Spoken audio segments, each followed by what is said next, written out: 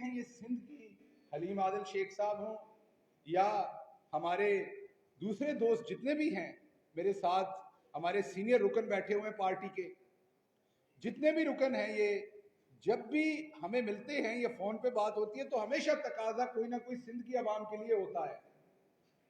तो आपके सामने ये रखना बड़ा जरूरी है कि एक दफा दूध का दूध पानी का पानी हो कि असल में हो क्या रहा है।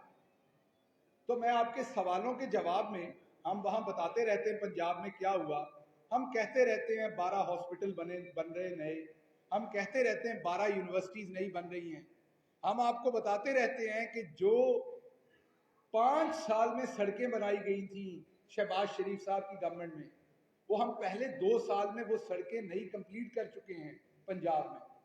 हम आपको अभी बता रहे हैं कि 27,000 स्कूलों को प्राइमरी से अपग्रेड करके मिडिल या हाई बनाया जा रहा है। हम आपको बेशुमार बातें वहां से बताते रहते हैं, फेडरल गवर्नमेंट की इकोनॉमी की परफॉर्मेंस बताते हैं, इंटरनेशनल लेवल्स पे क्या परफॉर्मेंस है। लेकिन आज हम बात करेंगे सबसे पहले सिंध के बजट की, और सबसे पहले मैं बात करूंगा बिलावल जरदारी साहब पे। उन्होंने फेडरल गवर्नमेंट के ऊपर एक इल्जाम लगाया और ये कहा कि फेडरल गवर्नमेंट जो है वो ज्यादा टैक्स जमा करने में नाकाम हुई। फेडरल गवर्नमेंट जो है, ये बिलावल जरदारी साहब का एक इल्जाम था कि फेडरल गवर्नमेंट ने टैक्स कलेक्ट नहीं किया। सबसे पहले तो ये मैं आपको बता दूं कि बिलावल जरदारी साहब को फेडरल गवर्नमेंट के टैक्स पूरे, यार ये जरा खामोशी रखिए प्लीज, पीछे भी कैमरों के, और मेहरबानी करके ये जो दोस्त पीछे खड़े हैं आप भी खामोशी रखिए प्लीज। तो फेडरल गवर्नमेंट के टैक्स का बिलावल जरदारी साहब को फिक्र क्या है? वो फिक्र ये है कि 57.5% जो भी टैक्स कलेक्ट होता है फेडरल गवर्नमेंट में, उसका 57.5% सूबों को आना होता है, और सूबों को अवाम के नाम पे आना होता है 18वीं तरमीम के बाद। लेकिन यहां पर तो आपको पता है कि जिस एयरपोर्ट से हम आते जाते हैं, वहां पर एक अयान अली एक्सप्रेस नाम की फ्लाइट चलती थी। वो फ्लाइट आती थी खाली बैग, शायद उसमें कोई आईफोन कोई और चीजें ऐसी आती होंगी, लेकिन जाती थी वो पैसे भर के। और वो फिर एयरपोर्ट के ऊपर जिस तरीके से, उस केस में भी आपने देखा कि वो, मैं तो कैश ऐसे लेके गई थी, मेरे तो भाई के पैसे थे, और मैं एयरपोर्ट पे वैसे ही किसी को छोड़ने गई थी, मैं एयरपोर्ट पे वैसे ही फिरने तुरने गई थी, वो आपने बयानात सारे सुने थे। तो ये बाहर चला जाता था सारा पैसा, और जो रही सही कसर थी वो जरदारी साहब अपने जहाज में डाल के जो 52 ट्रिप्स पे गए, वो जो 5,200 अरब सिंध के अवाम के नाम पे पैसा आया, उसमें से आधे से ज्यादा तो ये ले उड़े। अब मैं आता हूं टैक्स की तरफ, नंबर्स एंड फैक्ट्स के साथ। बिलावल जरदारी साहब ने कहा फेडरल गवर्नमेंट टैक्स कलेक्ट नहीं करती, और जिससे फिर हम खा नहीं पाते क्योंकि अवाम पे तो लगाना नहीं है। पिछले साल इन्होंने जो टैक्स कलेक्ट करना था, उसका जो इन्होंने एस्टिमेट रखा था खुद अपने लिए, हमने नहीं, इन्होंने अपने लिए एस्टिमेट रखा था 128 अरब का। कितना जी? 128 अरब का। और इन्होंने कलेक्ट कितना किया? 105 अरब। और अगर आप पंजाब को देखें जहां पर हमारी हुकूमत है, तो हमने 27% इंक्रीज किया जो अपना रखा था पिछले साल का हदफ। हमने वहां टैक्स को कलेक्ट करने का अपना हदफ इंक्रीज किया। अगर आप फेडरल गवर्नमेंट में देखें तो आप तमाम लोगों को पता है कि वहां पे भी हमने इंक्रीज किया। हमारा 39 पिछले साल, मैं आप इनके पिछले साल के नंबर्स की मैं बात कर रहा हूं, हदफ की बात नहीं कर रहा, मैं सिर्फ हदफ की बात नहीं कर रहा, दोनों बातें कर रहा हूं। जो पिछले साल कलेक्ट हुआ उससे फेडरल ने भी इंक्रीज किया, पंजाब ने जो हदफ रखा था उससे भी इंक्रीज किया, और केपी की सिचुएशन भी आपके सामने है। कोविड के दौरान उनकी परफॉर्मेंस भी टैक्स में इनसे अच्छी है। तो आप इतने नकम्मे हैं कि आपसे अपना टारगेट सेट किया हुआ नहीं रखा अबूर होता।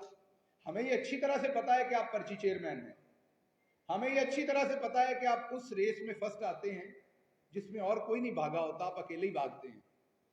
भागते भी नहीं, आप जरा चहलकदमी करते हुए फर्स्ट आ जाते हैं। तो ये आपके इन नंबरों से भी यहाँ है कि जिस रेस में आप अकेले भागे तरस आता है आप पे, आप उसमें भी फंस नहीं आते, उसमें ही अबूर कर ले अपना रखा हुआ नंबर। फिर नॉन टैक्स रेवेन्यू, ये बड़ी इंपॉर्टेंट बात है। नॉन टैक्स रेवेन्यू इन्होंने जो टारगेट रखा था वो 50 अरब का रखा था। कितना जी? 50 अरब का। और जो इन्होंने कलेक्ट किया या हासिल किया वो 40 नहीं किया, 30 नहीं किया, 20 नहीं किया, सिर्फ 12 अरब किया। और ये मैं नहीं कह रहा, ये इनके डॉक्यूमेंट्स हैं जो मैं आपको दिखा रहा हूं, और इसके फुट नोट में ये डाल दिया। मैं नहीं ये कह रहा, ये दोबारा मैं बता रहा हूं, ये सिंध गवर्नमेंट कह रही है, मैं नहीं कह रहा। मुझे नहीं पता इसमें कितनी सच्चाई है, ये बात झूठ है या सच है, ये मुझे नहीं पता। सिंध गवर्नमेंट कह रही है तो मैं रिपीट कर रहा हूं। वो कहते हैं कि हमने 30 बिलियन इसमें से बहरिया टाउन से लेना है, लेकिन हमें ये नहीं बता रहे कि वो 30 अरब कब लेना है, वाकई ही लेना है या उनका नाम इस्तेमाल कर रहे हैं एक बिल्डर का सिर्फ इसमें, उन पे झूठा इल्जाम लगा रहे हैं, या सच्ची बात है कि 30 अरब उनसे लेना है। ये कह रहे हैं कि 30 अरब उनसे लेना है। अच्छा चलें, आपकी बात मान लेते हैं, आपकी कोताही भी मान लेते हैं। आज इधर आज आपकी कोताही भी मान लेते हैं, लेकिन आप मजे की बात यह है कि अगले साल ये क्या करते हैं। अब आपके रिसीवेबल है ना, तो आप उसे कैरी फॉरवर्ड करेंगे ना। एक शख्स से आपने पैसे लेने हैं, अगर आपके जायज पैसे हैं, अगर आपने वाकई पैसे लेने हैं और वो आवाम का पैसा है और आपके बाप का पैसा नहीं है, तो आप अगले साल के जो आपका हदफ है उसमें से आपने उसको बिल्कुल ही हज़फ कर दिया, वो कैरी फॉरवर्ड ही नहीं है। आप अगले साल में 50 अरब से इस साल 12 पे आए, सिर्फ कलेक्ट किया, और अगले में आप स्ट्रेट में आपने टारगेट ही 24 अरब का रख दिया। तो भाई ये क्या हो रहा है? इस तरह तो बाप का मुल्क समझ के भी नहीं चलाया जाता। इस तरह तो डाकू चोर भी मुल्क को नहीं लूटते जो आप कर रहे हैं। ये आप कर क्या रहे हैं, आवाम को तो बताएं। एक तरफ आप कह रहे हैं फेडरल गवर्नमेंट हमें टैक्स कलेक्ट नहीं पूरा कर पाती और हमें हिस्सा कम देती है, और दूसरी तरफ आपकी अपने हालात ये हैं। तो क्या सिंध की आवाम की कोई आवाज नहीं उठाएगा? क्या सिंध की आवाम लावारिस है? नहीं, हम आवाज उठाएंगे, क्योंकि हमें सिंध की आवाम ने मैंडेट दिया है। हम आपको खाली नहीं छोड़ेंगे। अपोजिशन होती क्यों है? अपोजिशन इसलिए होती है जो आपके वहां पर मेंबरान जो हरकतें करते हैं गालियां देने के लिए गंदी नहीं। अपोजिशन होती है बजट के ऊपर ये चीजें सामने लाने के लिए, बात सुनने के लिए, बात सुनाने के लिए, आपके गले में ये ढोल डालने के लिए कि आप बताएं कि ये आप कर क्या रहे हैं। और हम आपसे ये बार बार पूछेंगे, आपको जवाब देना पड़ेगा, क्योंकि जो आपको एक एक रुपया मिलता है उसका आप जवाबदेह हैं, वो अवाम के टैक्स पेयर का पैसा है। इसमें एक चीज मैं और आपके सामने रखना चाहता हूं। सिंध की एडीबी डेवलपमेंट बजट जो होता है, आप बताते हैं कि हमें पैसा नहीं मिला, यही आप सुनते हैं ना, वफाक ने हमें पैसा नहीं दिया। आपने यही सुना होगा, सारे दोस्तों ने यहां बैठे हुए हैं, मैं गलत नहीं बात कह रहा। तो इसका मतलब है कि पैसे कम पड़ गए, हमने कोई स्कीमें करनी थी, यही मतलब होता है। यार मैंने कोई काम करवाने थे, मेरी आवाम के जैकबाबाद के अस्पताल में गधे बंधे हुए हैं। आजकल तो बिलावल को गधों से बड़ा प्यार है। वो जिन लोगों ने सिंध अंदरून का दौरा नहीं किया, उन्हें नहीं पता क्यों प्यार है बिलावल को गधों से। जिसने अंदरूने सिंध का दौरा किया हो, उसे जब बिलावल गधों का बार बार जिक्र करते हैं असेंबली में, तो उसे पता होगा कि बिलावल क्यों गधों का जिक्र कर रहे हैं और उन्हें क्यों प्यार है। क्योंकि आप किसी अस्पताल जाएं, थाने जाएं, स्कूल जाएं, उसमें गधे बंधे हुए हैं। अब मेरी बात को तंज ना समझ लीजिएगा कि मैं किसी इंसान को गधा कह रहा हूं, वाकई गधे बंधे हुए हैं। वो वाले गधे जो लिद करते हैं, वो वाले गधे बंधे हुए हैं वाकई वहां। तो अगर तो आपने अस्पताल बेहतर करने हैं, आपने स्कूल बेहतर करने हैं, आपका एक प्लान है अपनी आवाम के लिए कोई रेस्क्यू एम्बुलेंस की सर्विस देने की, और आपने वो चीजें रखी और साल के एंड पे आपके पास पैसा नहीं था, तो आप वजह कह सकते हैं कि फेडरल गवर्नमेंट ने जी हमें प्रॉपर तरीके से पैसा नहीं दिया, हमारे प्रोजेक्ट रुक गए। इन्होंने अपना तरक्याती स्कीमें जो दी थी वो 155 अरब की दी थी। कितनी जी? 155 अरब की दी थी, और मुकम्मल कितनी की इन्होंने? सिर्फ 100 अरब की। 55 अरब तो जो स्कीमें दी थी उनमें नहीं लगा सके ये।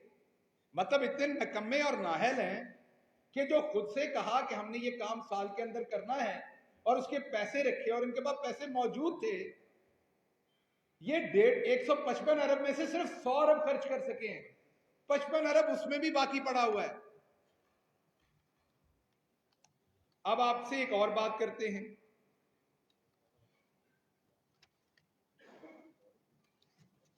आपको जैसे मैंने कहा कि इन्होंने कहा हमारे पास पैसे नहीं थे।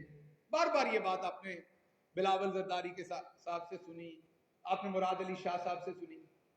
पिछले साल इनके पास जो कैश पड़ा था अकाउंट में, कैश, ये मैं कहीं पे पड़ा हुआ बात नहीं कर रहा, जो इनके पास कैश पड़ा था, क्योंकि इनका सारा धंधा ही कैश के साथ है ना। तो जो यहां कैश पड़ा था वो 30 अरब पड़ा था, वो 30 अरब कैश पड़ा था। अब क्योंकि फेडरल ने इन्हें पैसे नहीं दिए, साल के आखिर पे ये रो रहे थे हमारे पास पैसे नहीं है, तो कैश कम हो जाना चाहिए था ना। उस कैश में से अवाम के लिए पैसे खर्च होने चाहिए। आपको पता है इस साल कैश कितना पड़ा है? साल के एंड पे 65 अरब, 35 अरब और इजाफा हो गया कैश में। ये कैश का धंधा आपका है क्या? ये कौन देता है तुम्हें ये झुमके? कहां से लाती हो ये झुमके और किसके पास रखती हो झुमके? ये कैश रखा क्यों है? क्या किसी बैंक में रखा हुआ है? क्या किसी ऐसे बैंक में रखा हुआ है जहां से कैश पे कुछ मिलता है? तो ये आपको जवाब तो देना पड़ेगा कि एक तरफ आप रोते हैं हमारे पास पैसा नहीं है, आपके अपने कागजात दिखाते हैं कि आपके पास 30 अरब था और अब आपके पास 65 अरब है, तो उसका मतलब कैश में तो आप लिथड़े पतले थे। तो फिर आवाम पे क्यों नहीं लगाया? कुत्ते के कांटे की वैक्सीन क्यों नहीं लेते आप इन पैसों से? ये कैश कब्र में लेके जाना है आपने अपनी। अब मैं आगे आता हूं। इन्होंने सिंध पुलिस, अक्सर तकाबली जायजा लेते हैं, सिंध पुलिस की क्या हालत इन्होंने की हुई है मेरे से ज्यादा आप जानते हैं, आप लोग स्टोरीज भी करते हैं। सिंध पुलिस के लिए इन्होंने 102 अरब रखे, क्योंकि पुलिस इतना जबरदस्त काम कर रही सिंध में। उनके पास गाड़ियां, इक्विपमेंट, वायरलेस, इन्वेस्टिगेशन का सारा काम इतना जबरदस्त है पूरे सिंध में कि पैसे बच गए, लगा नहीं सके ये। 102 अरब रखा और सिर्फ 93 अरब खर्च किया। ये मैं नहीं कह रहा, इनके डॉक्यूमेंट कह रहे हैं। ओ भाई क्यों नहीं खर्च किया? कहां थे आप लोग? किधर मसरूफ थे आप? आप आगे देखते हैं। एग्रीकल्चर, पानी चोरी की बात करते हैं, हारी की बात करते हैं, किसान की बात करते हैं। ये वो लोग हैं जिनकी हुकूमत के 5 साल में, फेडरल हुकूमत जब थी इनकी, आबादी 2 से 2.5% पे बढ़ रही थी, खुराक में फसलों की यील्ड में बढ़ोतरी 1.1% थी। तो किल्लत तो आज आनी थी अनाज की। और वो जो नून वाले, उनके 5 साल में आबादी 2 से 2.5% पे बढ़ रही थी और खुराक की यील्ड 0.68% पे बढ़ रही थी। तो इंपोर्ट तो होना है खुराक में आज, जो ये किसान का करके गए। इन्होंने किसान के लिए क्या किया वो सुन ले। एग्रीकल्चर के लिए इन्होंने 14 अरब रखे थे और खर्च कितने किए? क्योंकि किसान, यहाँ का छोटा किसान जो है वो तो बहुत जबरदस्त है, उसको तो कोई मसला ही नहीं है, उसको तो कोई चीज चाहिए, ना कर्जा चाहिए, ना बीज में हेल्प चाहिए, ना कोई और मसले हैं। उसमें से भी 4 से 5 अरब रुपया बचा लिया गया, 9 से 10 अरब खर्च किए गए सिर्फ। और एक और आपको फैक्ट देता हूं, हमारे मौजूद एमपीए ने असेंबली हाल में दिया, लेकिन मीडिया की नजर इनकी वो गधे वाली बात ज्यादा हो गई, वो जो फैक्ट था वो दब गया, तो दोबारा रोशनास करवा दूं कि कराची के अंदर ट्रैफिक चालान की मद में 85 करोड़ 85 करोड़ आते हैं सिर्फ कराची शहर में। जो चालान होते हैं ट्रैफिक के, आपका भी हुआ होगा कभी ना कभी, अगर प्रेस कार्ड नहीं चलता तो तो तकरीबन 85 करोड़ रुपए हुए हैं। और पूरे सिंध में जहां हमने हमेशा सुना बड़े बड़े वडेरे लैंडलॉर्ड जागीरदार हैं, वहां पर पूरे सिंध की जो एग्रीकल्चर है उससे टैक्स जो कलेक्ट हुआ वो 61 करोड़ है। सिर्फ कराची के लोग अपनी मोटरसाइकिल गाड़ियों के ऊपर जो चालान दे रहे हैं वो 85 करोड़ है।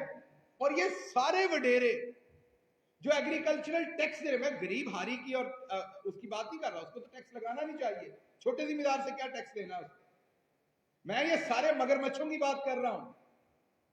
इन्होंने पूरा टैक्स जो दिया है साल का वो 61 करोड़ है और उसी एग्रीकल्चर के लिए रखा जाता है 14-15 अरब और खर्च किया जाता है 10 अरब। आगे चलते हैं, सब्सिडीज बड़ा रौला डालते हैं ना, बेनजीर इनकम सपोर्ट प्रोग्राम का, हम गरीब को पैसा देते हैं, हम ये करते हैं। 700 अरब रुपया फेडरल गवर्नमेंट ने सब्सिडीज में रखा है। कितना जी? 700 अरब, जिसमें से फेडरल गवर्नमेंट सिंध की आवाम को भी एहसास प्रोग्राम हो या दूसरे बिजली के प्रोग्राम हो, सब में वो सब्सिडी उनके हिस्से से ज्यादा मिल रही है। एहसास प्रोग्राम में आबादी के लिहाज से 22% हिस्सा बनता था, लेकिन जो डिस्पर्स किए गए वो 32% किए गए। क्यों?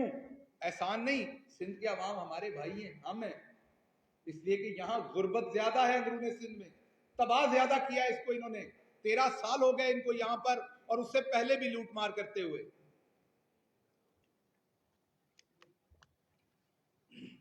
अब मैं आपके सामने रखता हूं कि ऐसी हुकूमत, ऐसी पार्टी जो कहती थी कि रोटी कपड़ा और मकान देंगे, हम इसको मानते हैं कि जो लूटमार हुई उसकी वजह से महंगाई हुई क्योंकि कर्जे छोड़ के गए थे, उसमें जब फेडरल हुकूमत 700 अरब रुपए की सब्सिडी दे रही है, सिंध हुकूमत का कारनामा देखिए जरा, सिर्फ 12 अरब रुपए की जो सब्सिडीज है वो सिर्फ 12 अरब रुपए की दी गई है। और ये कोविड के दौरान है, जब पंजाब हो, भले केपी हो, भले फेडरल गवर्नमेंट हो, जब लोगों को कैश भी दिया गया, लोगों के छोटे मीटर्स के ऊपर बिल भी 3-3, 6-6 महीने के दिए गए, उस साल में इनके हालात देख लें कि सिर्फ 12 अरब सब्सिडी दी और दूसरी तरफ फेडरल ने 700 अरब दी। और ये यहां बूथे लगाते हैं, पंजाबी में हम बूथा कहते हैं शक्ल को, ये अपने बूथे लगाते हैं। जब एहसास प्रोग्राम का पैसा बट रहा होता है उस 700 अरब में से, ये सिर्फ 12 अरब रख के अपने बूथे लगाते हैं, शक्लें लगाते हैं कि हम पैसा दे रहे हैं। असल इनकी असलियत ये है। ट्रांसपोर्टेशन, कराची आया हूं पहले भी, अभी भी आया हूं, जो आलीशान ट्रांसपोर्टेशन यहां पर है कि आप एयरपोर्ट से 15 मिनट के अंदर कहीं भी पहुंच जाते हैं। यहां जो ऑरेंज ट्रेनें चल रही हैं, जो मेट्रो ट्रेनें चल रही हैं, मैं उन पे भी कोई फख्र नहीं कर रहा जो यहां चल रही हैं, क्योंकि उन्होंने भी कमर तोड़ी हुई है, लेकिन कुछ तो बेहतर ट्रांसपोर्ट हो सकती थी ना। उधर भी पैसा खाने का इंतजाम किया गया, वो ट्रांसपोर्ट वहां भी बहुत सस्ते में आ सकती थी। लेकिन मैं इनकी आपको करतूत बता रहा हूं कि ये क्या कर रहे हैं। आप सबको पता है कि ट्रांसपोर्ट कितना बड़ा मसला है, ये मुझे बताने की जरूरत नहीं है। ट्रांसपोर्ट के लिए रखा गया 539 मिलियन और खर्च कितना किया गया? इसमें खर्च किया गया सिर्फ 311 मिलियन। और आप ये खुद देख लें कि अगर पंजाब से आप, मैं माजरत चाहता हूं, 5 अरब रखा गया और खर्च किया गया 3 अरब। पंजाब की सिर्फ ऑरेंज ट्रेन की सब्सिडी साल की 12 अरब है। माफ कीजिएगा। पंजाब में जो 3 मेट्रो है उनकी सब्सिडी 10 अरब के करीब है। वो दुरुस्त नहीं है मॉडल, मैं मानता हूं, वो भी लूट मार करके गए हैं, लेकिन आप देखें कि दूसरे सूबे ट्रांसपोर्ट पे क्या लगा रहे हैं। बीआरटी को देख लें, वहां सब्सिडी नहीं है लेकिन ट्रांसपोर्ट कैसी है, वो एक बेहतर मंसूबा है, लेकिन उसे मीडिया की नजर किया गया क्योंकि हमारे वो दोस्त उसे सही तरीके से मीडिया में प्रोजेक्ट नहीं कर सके। वो सिर्फ एक बीआरटी नहीं थी, पूरे शहर का प्लान था। लेकिन आपके सामने यहां ट्रांसपोर्ट के लिए क्या किया जाता है। उसके बाद 18वीं तरमीम आपको याद है। 18वीं तरमीम का मकसद ये था कि डेवोल्यूशन ऑफ पावर हो, पैसा वफाक से सूबों के पास आए, सूबे उसे लोकल बॉडीज को दें ताकि अवाम की तरक्की हो। लोकल बॉडीज को इन्होंने जो पैसा दिया वो आपके सामने रखता हूं।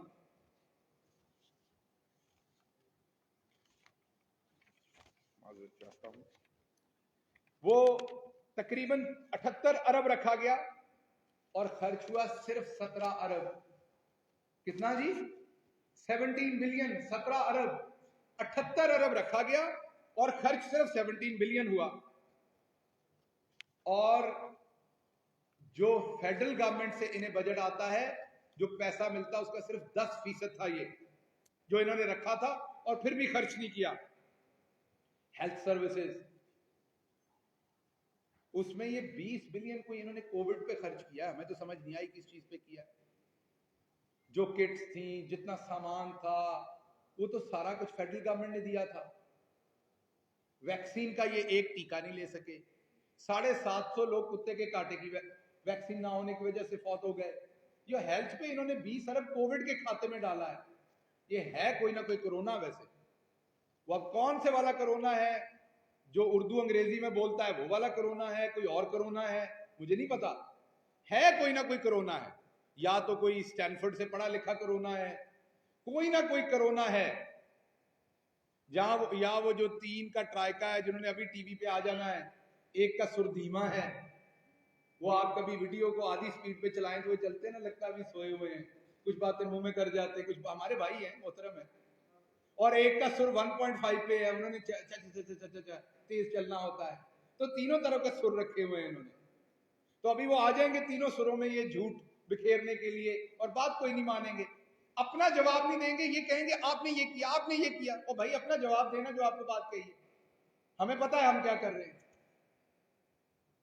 आगे एजुकेशन है, क्योंकि सिंध के जो स्कूल हैं और सब कुछ है उसमें तो मामला बहुत अच्छे चल रहे हैं।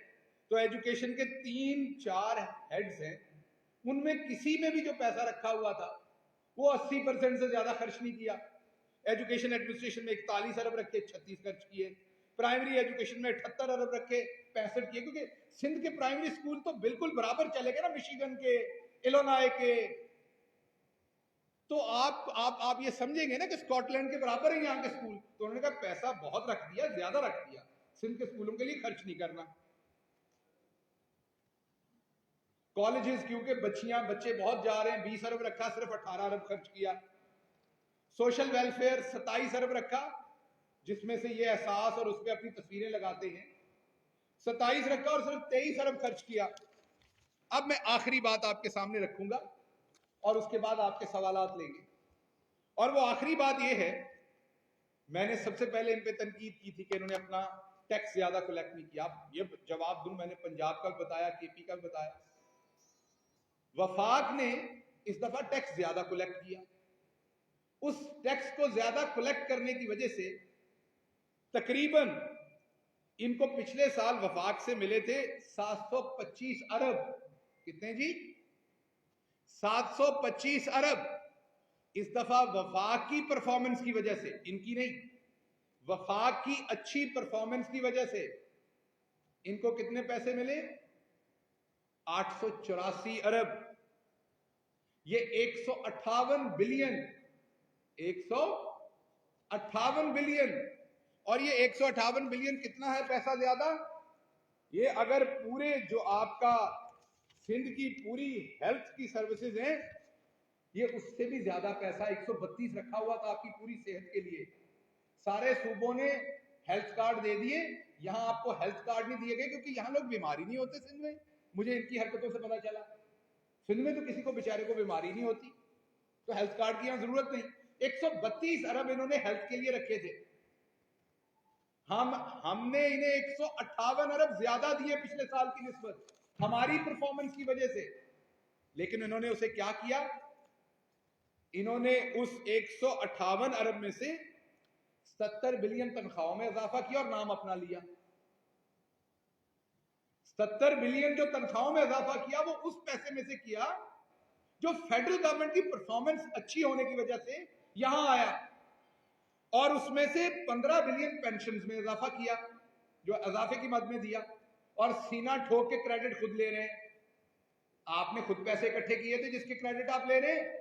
तो मैं सिंध की आवाम को बता रहा हूं कि जो आपके सर के ऊपर से पैसे फेंक रहे हैं तनख्वाहों में इजाफे के, ये फेडरल गवर्नमेंट ने इनको दिए अपनी परफॉर्मेंस बेहतर करके, तो ये उस पैसे में से दे रहे हैं।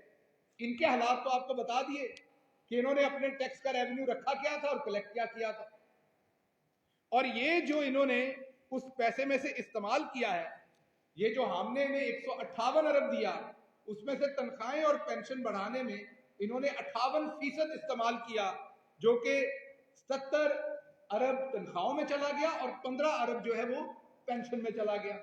और यहां क्रेडिट ले रहे हैं जैसे ये इनका क्रेडिट है तनख्वाहें बढ़ाना। ये तो ऐसे ही है, आप अपने मैनेजर को जहां आप 1 लाख रुपया देते हैं, आप 2 लाख रुपया दे दें, वो सबकी तनख्वाहें डबल कर दे और क्रेडिट ले मैंने डबल कर दिया, और भाई आपको पैसे आए आपने डबल कर दिया। तो आखिरी बात मैं आपके सामने ये करना चाहता हूं कि आप हर चीज में फेलियर हैं, ये बड़ी बदकिस्मती की बात है, क्योंकि वफाकी हुकूमत के लिए बड़ा सुकून होता है कि सूबा अच्छा परफॉर्म कर रहा हो। आपकी तवज्जो मुल्क के उन हिस्सों में होती है जहां पे परफॉर्मेंस ठीक ना हो। आपकी इस बुरी परफॉर्मेंस पे हमें सिंध में नाली, सड़क, गटर का काम भी करना पड़ रहा है जो हमारा नहीं है, जिसके लिए 18वीं तरमीम में 884 अरब आपको मिलने हैं। ये 884 अरब उसी चीज का है। फेडरल गवर्नमेंट तो उससे अबव कर रही है, और यकीन कीजिए इससे पंजाब में, मैं पंजाब से हूं, इससे पंजाब में बड़ी तशनगी है। पंजाब पूछता है कि पहले साल आपने 34 अरब दिए, जब सिंध को 50 अरब के करीब दिए, दूसरे साल आपने तकरीबन मेरा ख्याल है 36 अरब दिए, फिर भी सिंध को पैसे उस टाइम हिस्से से ज्यादा थे, पंजाब से ज्यादा थे, जो फॉर्मूला पंजाब पे था। अगर किसी से ज्यादती हुई है, मैं यहां पंजाब का मुकदमा नहीं लड़ रहा, लेकिन अपने सिंधी भाइयों को बताना चाहता हूं, और हमें खुशी है अगर कोई कुछ पैसा उधर से इधर लग जाए, कोई बात नहीं, हमारा अपना घर है, ये लकीरें हैं तो हम सारे एक ही, लेकिन आप पे नहीं लगता, ये अयान अली ले उड़ती है। सो पंजाब को हमारे 3 सालों में कम पैसा मिला। ये पहला साल का जो बजट है उसमें पंजाब को हम एप्रोप्रिएट, जो उनका हिस्सा बनता है, उसके ऊपर एप्रोप्रिएशन कर रहे हैं। तो कहने की बात यह है कि आपकी वजह से, आपकी नाअहली, आपकी करप्शन और आप लोगों की बेहिसी की वजह से पूरा मुल्क उसकी तकलीफ में है, और सबसे ज्यादा तकलीफ में अंदरूने सिंध के इंसान हैं और कराची के भी। आप हर चीज पे तनकीद करते हैं, लेकिन जो आपकी जिम्मेदारी वो आप कोई पूरी नहीं करना चाहते। आपको वैक्सीन की तो फिक्र है जो आप पैसे लेके लगा रहे हैं, जो आपने सबसे पहले अशराफिया को लगा दी, जो आपको फेडरल गवर्नमेंट ने सारी वैक्सीन आपके हिस्से से ज्यादा प्रोवाइड की, आप उसमें तो तनकीद करते हैं। कुत्ते के कांटे की वैक्सीन किसने लेनी है? तो कहने की बात यह है कि सिंध में पीपल्स पार्टी की हुकूमत को रीथिंक करना पड़ेगा। और कल बिलावल जरदारी कह रहे थे कि वफाक यहां मिसिंग है, वफाक यहां कुछ नहीं कर रहा। अगर आप वफाक को इतना मिस करते हैं तो आप एक एप्लीकेशन दे दीजिए कि आप नाहल हैं, आप यहां हुकूमत नहीं कर सकते, वफाक टेक ओवर कर लेगा और बड़े अच्छे से ख्याल रख लेगा, ट्रांसपोर्ट भी सीधी कर लेंगे, बाकी चीज भी सीधे कर लेंगे। आपके सवाल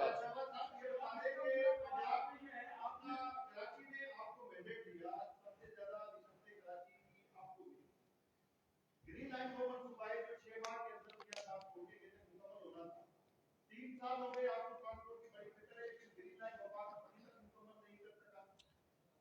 सेंसर जो मुतलाका मसला है, इदारों के साथ मिलकर आपने उसको अप्रूव किया। उसके अलावा खान साहब क्या आगे 162 अरब का कभी वादा करके जाते हैं, कभी 1100 अरब का वादा करके जाते हैं। वफाकी बजट ये जो आई है वो भी हमने देख ली, सिर्फ 2 दिन के मंसूबे थे, बाकी तो पंजाब की सड़कें, नालियां और सब कुछ मतलब उसमें शामिल किए जाते हैं। तो ये इस तरह के रवैये आपके सिंध के साथ क्यों है? पानी की चोरी का आपके ऊपर इल्जाम है, और भी कई इल्जामात हैं। एनएफसी आपके पास सूबे को हिस्सा नहीं देते। आप बजाय अपनी वफाकी कारकर्दगी बताने के आप सूबाई हुकूमत पे आके हमले करते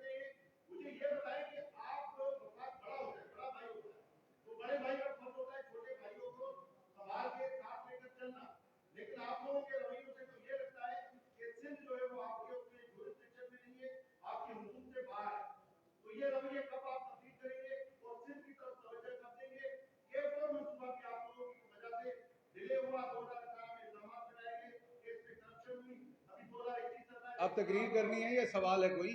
सवाल क्या है दोबारा बताइएगा, मैं भूल गया हूँ। आपने इतनी लंबी तकरीर की नहीं, ये तो मुझे लगा कि वो गनी साहब तकरीर कर रहे हैं या कोई और तकरीर कर। सवाल पूछे।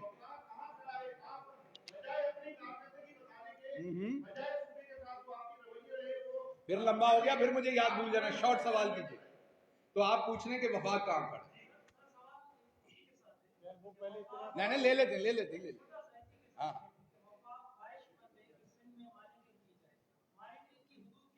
अच्छा देखिए, पहली बात तो ये है कि आप क्योंकि यहाँ रहते हैं और आप इन्हीं की तकरीरें सुनते हैं, तो आपके सवाल में भी मुझे वही झलक आई। लेकिन सवाल पूछना आपका हक है, आप कुछ भी पूछ सकते हैं।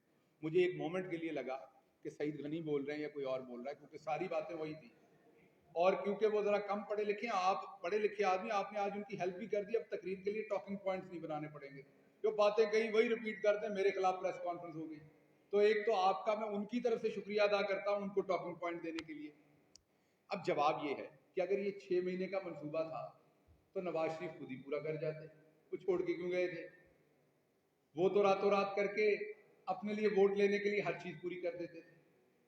हमें मुल्क जिस हालात में मिला था, हमने एक दफा भी एनएफसी से कम हिस्सा नहीं दिया। मुराद अली शाह साहब ने पिछली एनईसी में भी ये बात उठाई, और असद उमर साहब जो आप ही के शहर के रहने वाले हैं, उन्होंने अदादो शुमार के साथ उन्हें गलत साबित किया उसी टेबल पे, और उन्हें बताया कि अगर एनएफसी में से किसी को कम मिला था, जो सॉरी पीएसडीपी में, एनईसी से तो आपको पता है सबको बराबर मिल रहा है आबादी के लिहाज से। सेंसस पे आप शोर कर सकते हैं, वो कोई भी सूबा कर सकता है। शोर बनाने को तो कोई बात भी मत आप बना दें। पीएसडीपी में सिंध को ज्यादा हिस्सा मिला पंजाब से पिछले 2 साल में, और ये अदादो शुमार के साथ साबित किया। इस साल पूरा पूरा सबको मिला जितना बनता है, एक पैसा कम नहीं मिला। क्यों करेंगे भाई? सिंध की आवाम ने हमें वोट दिया, हमारा स्टेक है, हमने आगे सिंध में हुकूमत कायम करनी है। हम क्यों सिंध को डिप्राइव करेंगे? हम इनकी तरह को रीजनल पार्टी है, हमने बदीन में भी होना है, हमने शिकारपुर में होना है, हमने ठट्ठा में होना है, वो हमारा घर है। ये कोई पराई जगह है कि हमने कम पैसा देना है? हम तो ज्यादा देंगे, बढ़ के आगे काम करेंगे। लेकिन आपको बताया 884 अरब इधर से आते। दूसरी बात आपने की मेरे से कि आप सिंध में आके सिंध की हुकूमत पे हमला करते हैं। भाई मैंने मोहम्मद बिन कासिम वाला हमला तो नहीं कर दिया, मैंने तो सवालात ही उठाए। अगर यहां सवाल पूछना भी हमला है तो फिर यह बादशाहत हो सकती है, जमहूरियत नहीं हो सकती। जब पैसा मिलता है तो सवाल तो हम पूछेंगे। और अगली बात आपने की कि कंट्रोल किस हद तक करेंगे, मॉनिटरिंग का कंट्रोल। देखिए जो पैसा तो हमारा है, हम इनको कैश नहीं देंगे। लड़ाई यही है कि हमें कैश दें, लड़ाई यही है कि हमें कैश दें। हम इन्हें कैश बिल्कुल नहीं देंगे, बार बार बता चुके हैं। जो इनके 18वीं तरमीम के बाद जो कानूनी तौर पर पैसा अजाफी आके फेडरल गवर्नमेंट यहां गटर सड़क सब कुछ ठीक कर रही है, वो इनको दे दें ताकि फिर आयाना नहीं ले जाए। ये हम काम नहीं करेंगे, बिल्कुल नहीं करेंगे। खुद वो प्रोजेक्ट करेंगे, भले देर से कर लें, कुछ तो लगेगा ना। रही बात आपकी पानी की चोरी की, देखिए इल्जाम लगा देना कोई किसी पे भी बड़ा अच्छा है। मैं कह दूं केपी ने चोरी कर लिया, फलां ने चोरी कर लिया। इन्होंने तमाम बैराजेस का विजिट किया, ये कहीं पे वो चोरी नहीं दिखा सके। आप लोग एक वक्त बना लें, मैं अभी आपको कह रहा हूं जर्नलिस्ट, अपने साथ एक कोई पानी का जो एक्सपर्ट है उसको रख ले। मैं आपका पंजाब हुकूमत की तरफ से आप मेहमान होंगे। जिन जिन बराजेस पे आपने दौरा करना है, मोहसिन लगारी साहब हमारे जो इरिगेशन के वहां मिनिस्टर हैं, वो आपको साथ लेके जाएंगे। और अगर आप खुद से जाना चाहते हैं बगैर बताए, तो आप मुझे बता दीजिए, वहां पहुंच के फोन करें और मुआयना करें। अगर चोरी हो रही हो तो जो सजा चोर की वो मिलनी चाहिए। जब बैराजेस पे दौरा हुआ तो वहां कोई इरेगुलरिटी नहीं थी। वहां पर माना गया वजीर आजम की मीटिंग में कि तमाम सूबे ऐसे रेफरीज देंगे जो न्यूट्रल हों, और वो ये ऑब्जर्वेशन करेंगे, सिर्फ सिंध भागा उससे। सिंध का मतलब सिंध सूबा नहीं, ये जो पीपल्स पार्टी की हुकूमत है, पीपल्स पार्टी की हुकूमत भागी। उन्होंने अपने नुमाइंदे, क्यों? क्योंकि उन्होंने सियासत करनी है। इनके वजीर आबपाशी का मैं बयान सुन रहा था कि ये दरिया के दरमियान में बैठ के प्रेस कॉन्फ्रेंस करेंगे।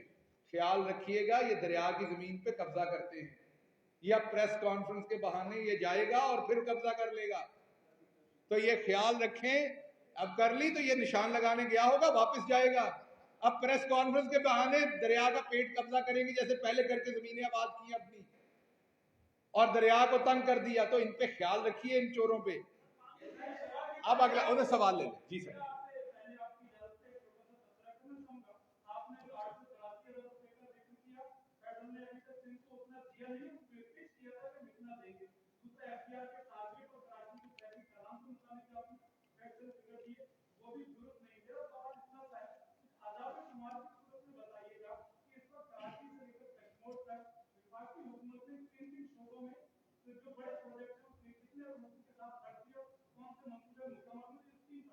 मैं कुर्बान जाऊं आपके सवाल पे।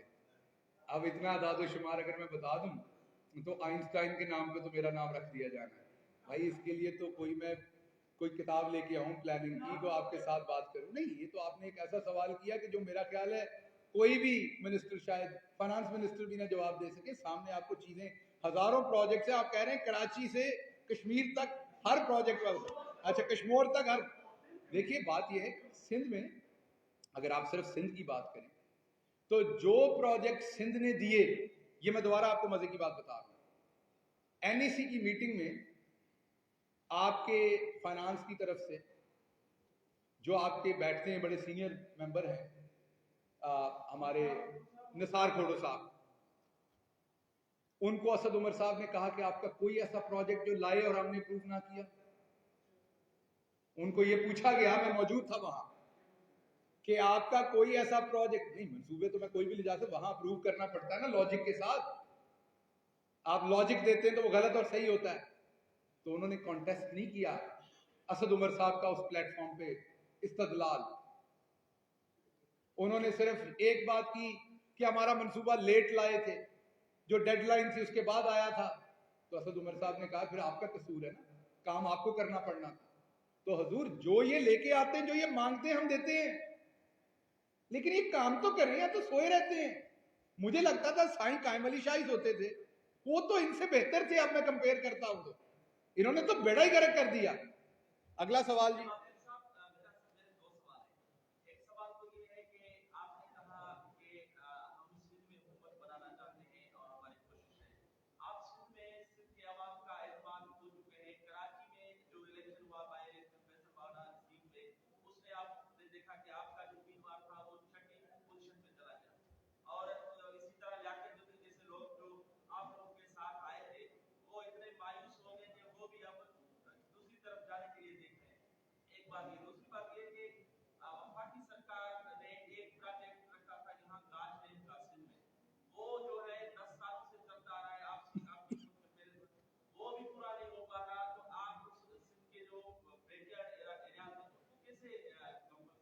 अच्छा, दो बातें। एक तो आपने बात की कि हम इलेक्शन हार गए।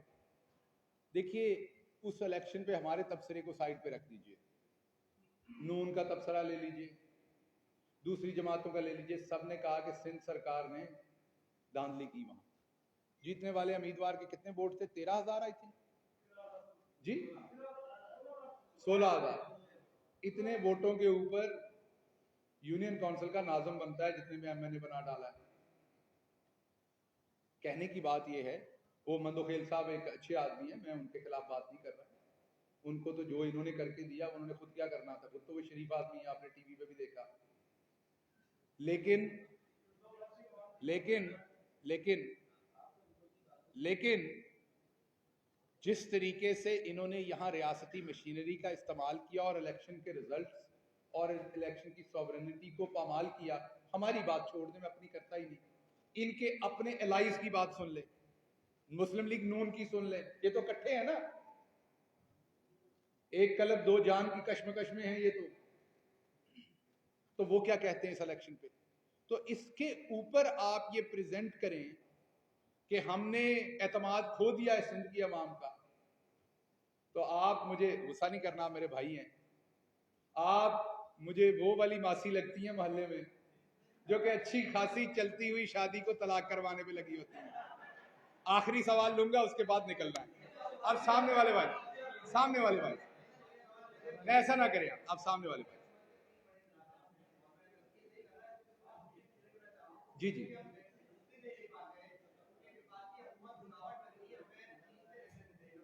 हाँ